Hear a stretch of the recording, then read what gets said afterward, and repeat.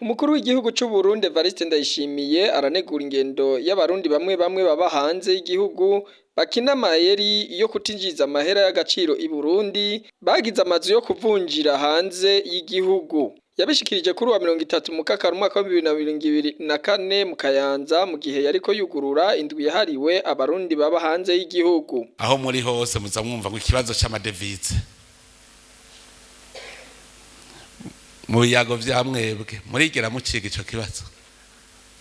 nabo muyaga mwe muri mu bindi bihugu ayo madevize niyo mahera mukoresha aha mu gihugu cy'u Burundi kagomba ngo amadevize ikibazo c'amadevize hariho babihevye mu minsi heze bagomba ngo iki kibazo c'ubukene ngo mbega tuzokivamwo gute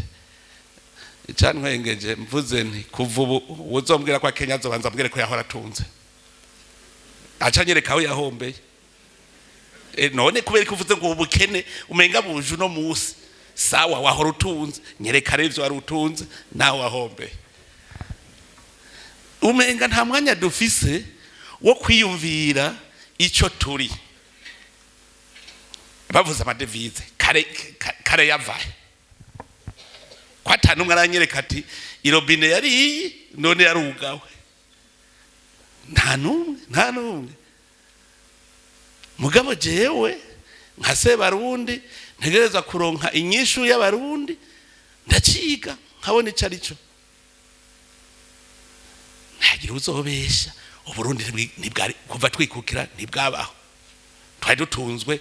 n'imfashanyo gusaba none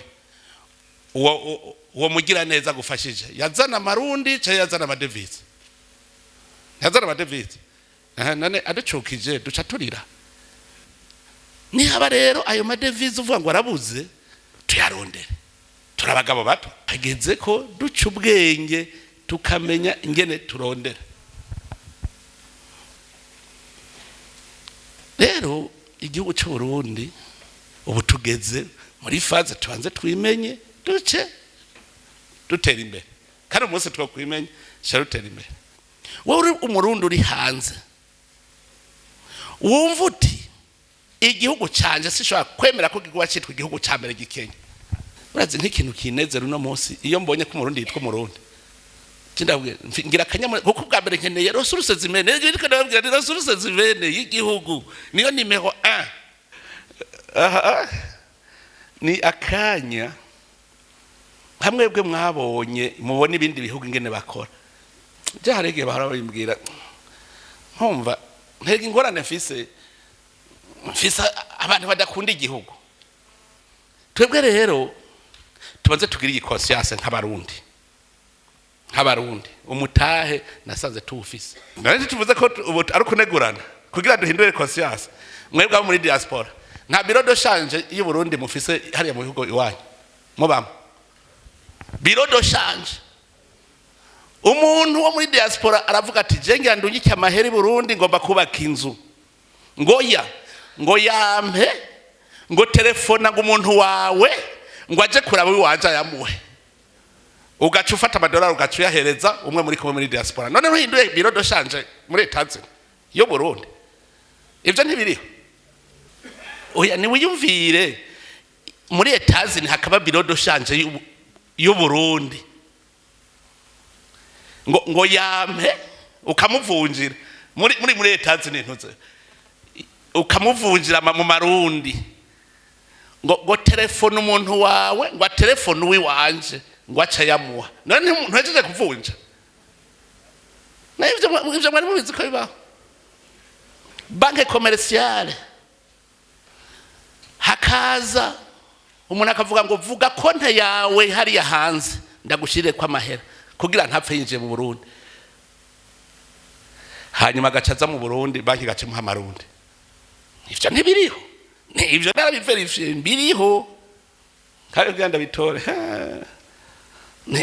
kugira bitore kuko barataga igipfuka munwa kugira ntuzupfu bimenye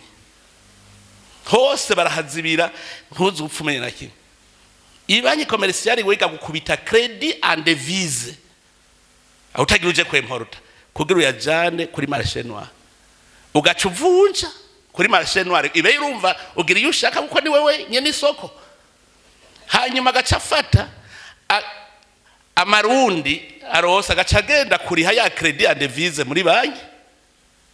hanyuma banki igaca imuvunjira amarundi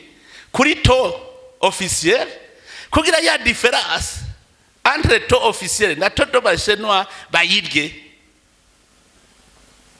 ivyo biriho mukavuga ngo ingorane y'amadevize normalement amabiro doshanje kwa gukorekta amarikide kugira tu export hanyuma haze transferable mugabo ayo mabanki ukazokumva yigeze ajana muri bero batin akira bero export jamais tout cela ni crime économique mbi kubera iki ababi planifier n'abantu bari baramenyeye kungukira mu kintu citwa monopole uno musafisi shavu ati uburundi n'ubushake busambuke kuvuba. Mwamenya ko iyo ndwi iriko iraba ku civugo ngo jewe nk'umurundi nkorera mu mahanga nokora iki kugira ngo nterere mu gushika kuri ya mbona kazoza y'ibihumbi 2040 n'ibihumbi 2060. Radio Televiziyo